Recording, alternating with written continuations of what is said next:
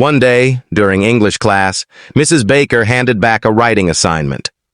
Little Johnny had a big grin on his face despite getting a low grade. Mrs. Baker, Johnny, you don't seem upset about your score. Johnny, I'm not, ma'am.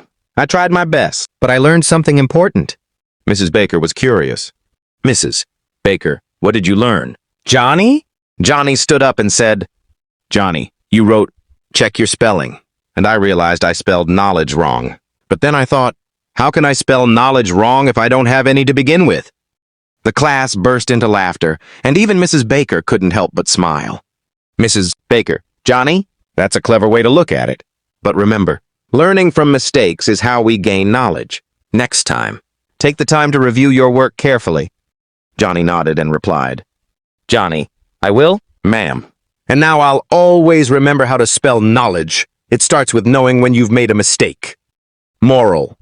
Johnny's humorous outlook reminds us that mistakes are just opportunities to learn and grow. Embrace them with a positive attitude, and you'll never stop improving.